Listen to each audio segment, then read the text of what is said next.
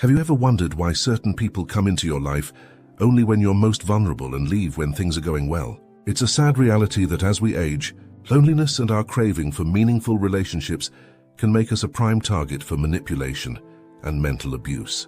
But it does not have to be that way. In today's video, we're delving into 4 significant pieces of advice that every individual in their golden years deserves to hear. If you want to preserve your mental health, reclaim full control of your life, and live your remaining years with happiness and dignity, then this is a must-watch.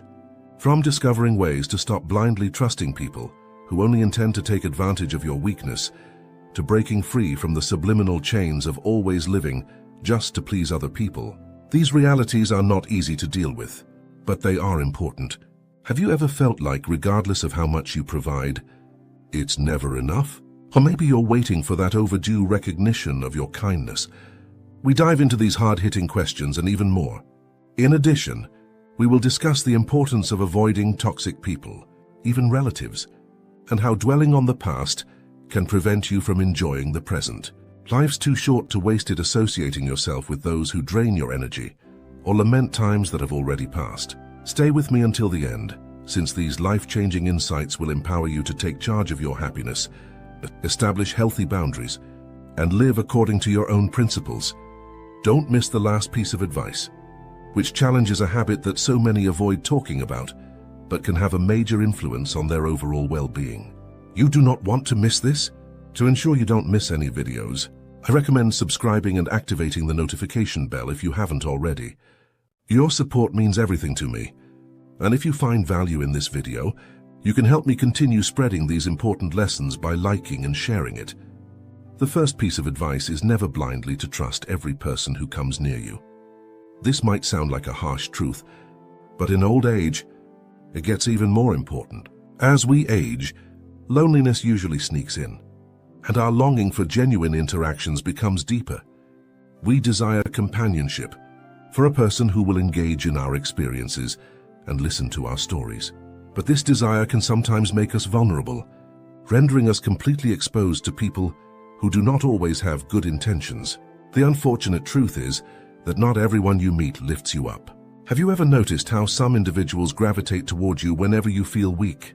They appear just when you're suffering, but as soon as you're getting back on your feet, they disappear practically, as if they were never present in the first place.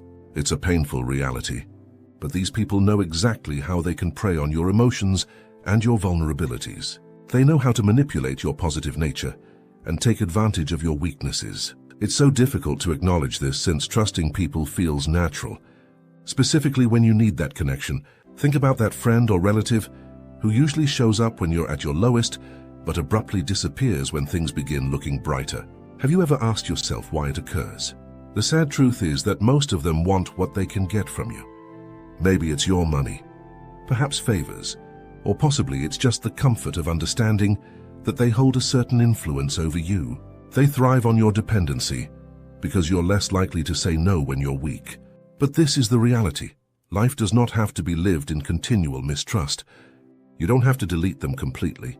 What you need is a more vigilant eye.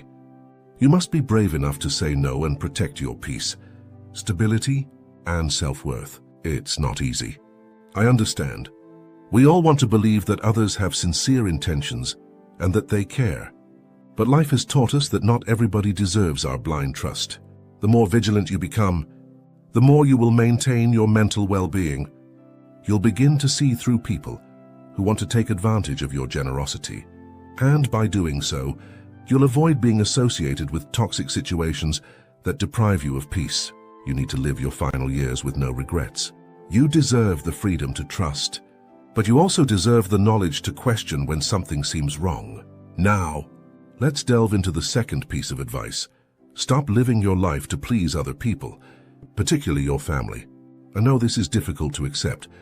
For decades, you've likely committed yourself to your children, your grandchildren, and your spouse, always prioritizing their needs above your own. It's been your responsibility to take care of them and to be prepared whenever they need you. But here's the reality. This pressure to continually meet their expectations does not vanish with aging. It becomes even more intense. You begin to feel that your value depends only on the things you can still do for them. But let me remind you something. This is not love. It is not a measure of your value. It's a prison. Have you ever wondered why? Despite sacrificing so much of yourself, you still feel unsatisfied, empty, or perhaps resentful. Because people will always expect more, no matter what you offer. And when you continue sacrificing your time, money, and maybe even your health to make other people happy, ask yourself, who is taking good care of you? But the reality is, nobody else will unless you do. Many family members might consider you an endless source of support emotionally, financially, and personally. They'll depend on you, and sometimes take advantage of your kindness. And what do you get in return? Too often, nothing but exhaustion and ungratefulness. This doesn't mean you should stop caring for your loved ones, but it suggests that you need to move your attention back onto yourself. You should value your happiness, well-being, and goals as much as those of others at this point in life. You've already provided so much of yourself, so it's time to start living for yourself. Don't feel guilty for trying to prioritize yourself first for once. If they care about you, they will understand, and if they do not, then the fault is not yours. It's high time to set yourself free from the chains of constantly living to please other people. You need to spend your final years focused on what brings you happiness and fulfillment without feeling guilty or fearful. Believe me, this is the opportunity to recover your life, your peace, and your self-worth. The fact can often be difficult to deal with, but most family members consider the elderly as an endless source of emotional, financial, and practical assistance. They depend on you and expect you to always be there for them, and in many situations, they don't hesitate to take advantage of that role. They take your kindness for granted. And what do you get in return? Often than not, it's nothing but ungratefulness. This may be drastically devastating, particularly after you've spent so many years offering so much of yourself. But the reality is, you're now at a point in life where you deserve to prioritize yourself. You need to seek fulfillment and pursue those objectives you've always dreamed of, but never had the opportunity or courage to do. It's important to understand that there is no reason to feel guilty for wanting to concentrate on yourself. You've given a lot of your energy, your devotion, and your resources to others around you, and now it's time to set yourself free from those invisible chains. If your family loves you, they'll understand the shifts in focus. If not, then it's not your fault. You cannot sacrifice your well-being to fulfill the never-ending expectations of other people. Your well-being must now be your top concern. Avoid living your life primarily for the benefit of others. Think about it. You've already given so much. Isn't it the moment for you to start receiving? Isn't it high time to live for yourself? Without regret, without fear. This is not selfishness. It's self-preservation. This is the only way to live your final years peacefully and happily. Now, let's talk about the third and most significant piece of advice. Don't be scared to remove yourself from toxic individuals, even though they're part of your family. This is a very difficult one. I understand we've been taught to believe that family is everything, and that regardless of what happens, we have to maintain peace and harmony within the family. But at what cost? How many times have you tolerated abuse, emotional manipulation, and sometimes humiliation because you were told that family come first? The painful reality is that sometimes perhaps the most loving thing you can do for yourself is to walk away. No matter if it's an arrogant child, a grandchild who only asks for things, or a spouse who disrespects you. Your mental and emotional well-being is more important than any blood bond. Don't allow society or your morals to manipulate you into thinking that old age is a time to tolerate everything, to maintain peace. On the other hand, this stage of life is your opportunity to seek peace for yourself and to develop connections that bring you happiness and comfort, not stress and misery. Picture what your life could be like if you started creating clear boundaries. Imagine how peaceful your daily life can be if you avoid people who drain your energy or happiness. It's about time to regain control. You can no longer waste time on uncaring people. The years you have left are valuable, and they need to be spent in the company of the people who give you peace and happiness. Old age is not a period to swallow bitter pills, only to preserve coexistence. It is a time to look for genuine tranquility, to surround yourself with those who uplift you. Imagine what would happen in your life if you began to create boundaries and, when necessary, distanced yourself from people who hurt you. This can be the secret to recovering your happiness and safeguarding your mental health. Remember, you deserve to enjoy your golden years in peace, bound by love and care, not in stress and everlasting turmoil.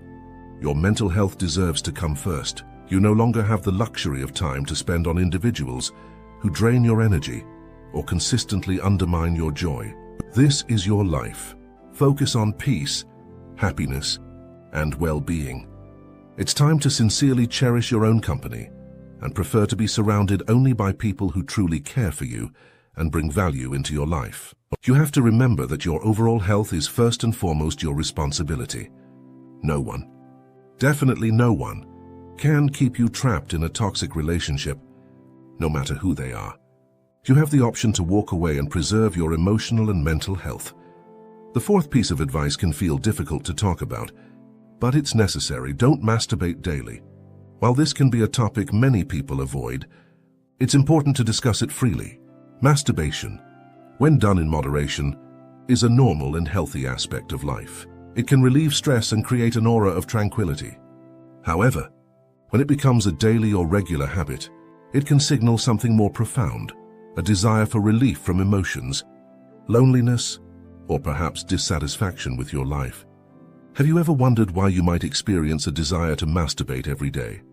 Often, such behavior arises from an attempt to fill an emotional gap or deal with feelings of distress and frustration. What appears like a quick remedy or short-term relief can, over time, evolve into a vicious cycle. The immediate satisfaction you look for in that moment might start to replace your pursuit of deeper, more lasting connections with other people and potentially with yourself. While the physical act can provide short-term comfort, it's important to ask yourself, is this actually addressing the foundation of your emotions, or is it only giving a momentary distraction from them?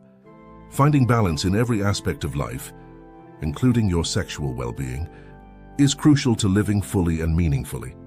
When masturbating becomes a strategy to avoid facing deeper issues, it may deprive you of the possibility to participate in healthier emotional development and connection.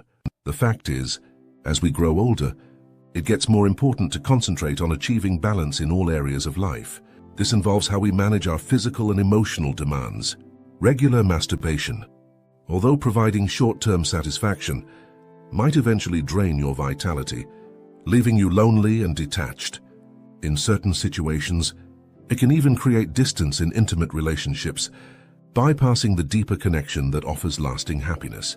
When we depend too much on one form of pleasure, like masturbation, it becomes straightforward to neglect other, more significant ways that nourish our mental and physical well-being.